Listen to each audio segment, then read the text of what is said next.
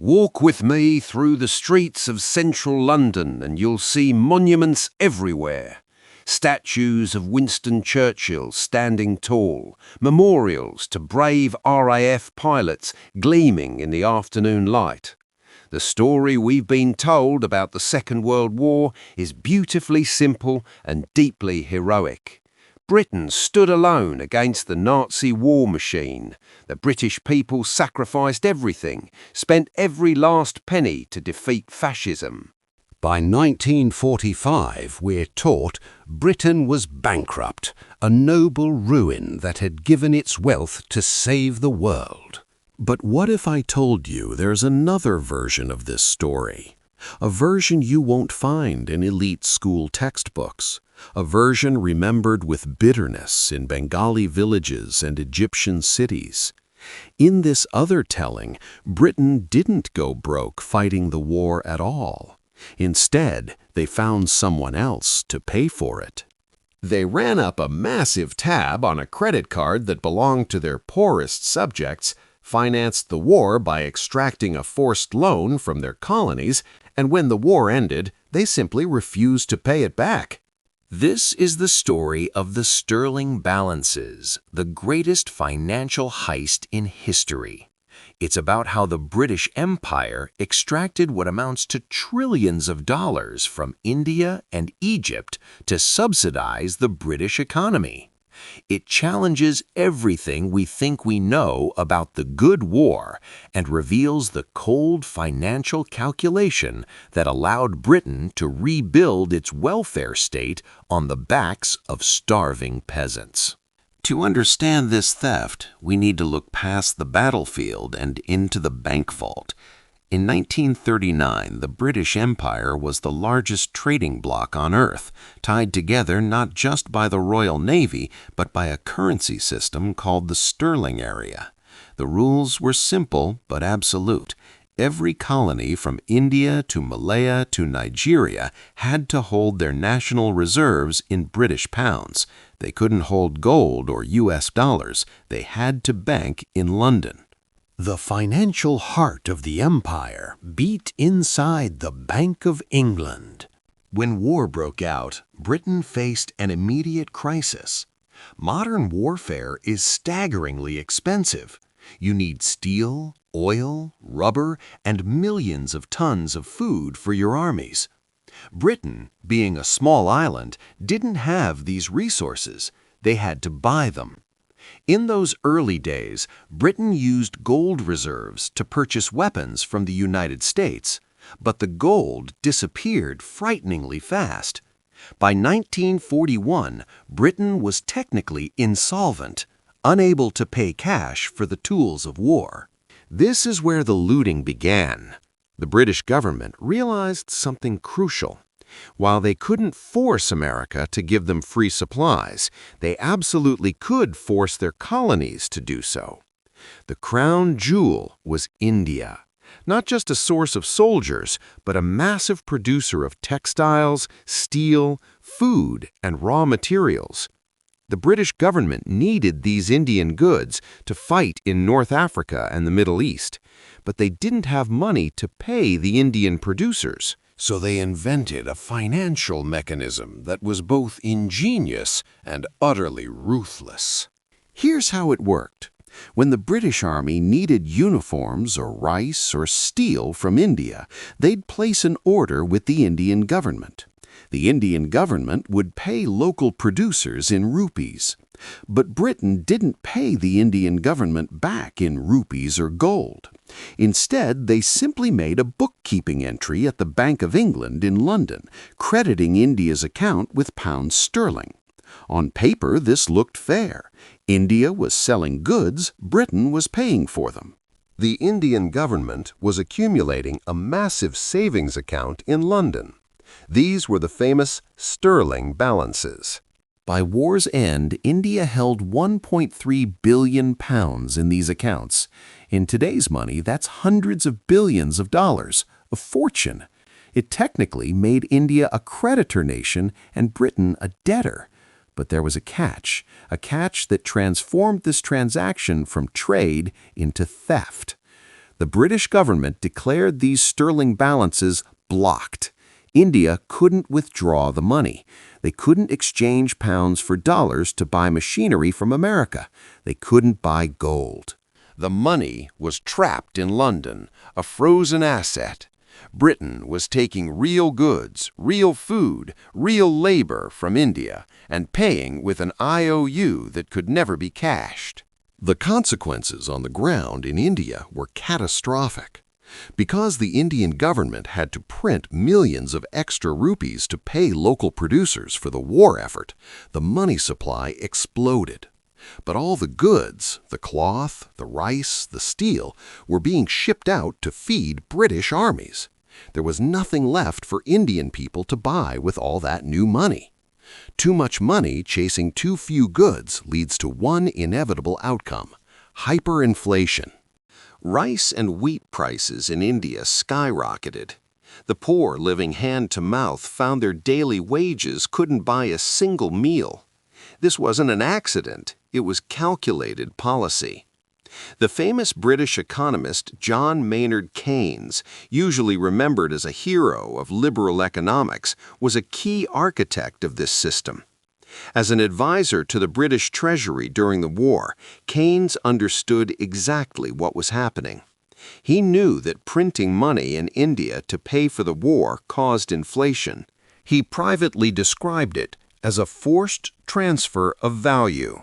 He knew they were reducing consumption among the Indian poor to fund consumption by British soldiers.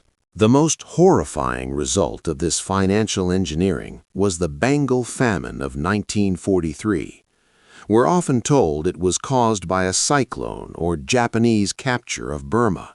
Those were factors, but the primary driver was inflation caused by the sterling system.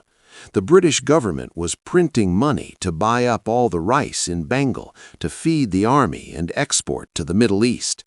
Rice prices rose so high that Bengali peasants couldn't afford to eat. 3 million people died of starvation. They didn't die because there was no food. They died because the financial system had priced them out of existence. While people died in Kolkata's streets, the sterling balances in London kept growing. Every sack of rice taken from a starving village added more digits to India's bank account in England. It's a grotesque image, a mountain of wealth accumulating in the Bank of England, literally built on the starvation of empire subjects.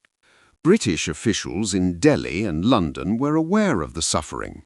The Viceroy of India wrote secret letters to London warning that the financial burden on India was becoming unbearable, that they were breaking the back of the Indian economy. But Winston Churchill and his cabinet ignored these warnings. Their priority was defeating Hitler. If India had to be squeezed dry to pay for victory, so be it. Churchill famously dismissed the famine, saying Indians bred like rabbits. By 1945, the war was over. Britain had won, but financial reckoning had arrived. The United Kingdom owed its colonies a staggering amount. Total sterling balances owed to India, Egypt, Ireland, and others amounted to over £3 billion, larger than Britain's entire gross domestic product. Leaders of newly independent nations expected payment. India was on the verge of independence. Indian leaders like Nehru and Gandhi looked at those balances as seed capital for their new nation. They planned to use that money to build factories, dams, and schools. They believed Britain would honor its debt. They were wrong. The betrayal began almost immediately. In post-war negotiations, the British government made clear they had no intention of paying the full value. They began a campaign to discredit the debt itself. Leading British figures argued the debt was unfair to Britain. Because Britain had fought to defend the empire, including India, the colonies should have contributed freely. They called the debt monstrous and unjust. Imagine the audacity. After forcing India to provide goods, causing famine and inflating their currency, the British now argued India should cancel the debt as a thank you for being protected. Churchill wanted to simply default, to tell India the debt was wiped clean. But the new Labour government under Clement Attlee realised total default was impossible. It would destroy confidence in the British pound forever. They needed a more subtle way to steal the money. The British Treasury devised a compromise that was essentially slow-motion default. They told India the money would remain blocked. India couldn't withdraw the principal. Britain would release a tiny trickle each year, just enough for essential imports, but not enough for development. This was the state of play as empire dissolved. Money that could have transformed India was held hostage in London. The British government used that capital to prop up their currency, to maintain the pound's value so British consumers could buy cheap imports. But the British had an even darker plan. In 1949, they devalued the pound against the dollar by 30%. Overnight, India effectively lost 30% of its national savings. The machinery they wanted to buy from America suddenly became 30% more expensive. By devaluing currency, Britain wiped out a huge chunk of what they owed without paying a penny. Throughout the post-war period, inflation continued eating away at the real value of these balances. While India struggled to feed its population in the 50s, Britain enjoyed a post-war boom. The blocked sterling balances played a crucial role in this recovery. The National Health Service, rightly Britain's pride, was built on financial stability, partly subsidized by forced empire loans. The average British family enjoyed living standards artificially supported by invisible wealth transfer from the East. Economist Utsa Patnaik estimates Britain extracted $45 trillion from India over the colonial period. That's 17 times the current UK GDP. It explains why a country that was among the world's richest in the 18th century became one of the poorest in the 20th, while a small island became a global superpower. It took decades for the issue to be resolved. Balances were released so slowly, their value eroded so significantly that by the time India received final payments, the money was a shadow of its former self. The British government never apologized. They never acknowledged defaulting on their obligations. The narrative in Britain remained that they'd graciously granted independence to India. The financial reality that they'd looted the country was buried in technical documents. The sterling trap was one of history's most successful financial operations. It saved the British economy from collapse and allowed Britain to retreat from empire without bankruptcy. But it was victory bought with fraud. It serves as a dark lesson in currency power. If you control the banking system, you can steal more wealth with a fountain pen than an army can with guns. The British Empire proved the only thing more dangerous than an enemy is a friend who holds your wallet.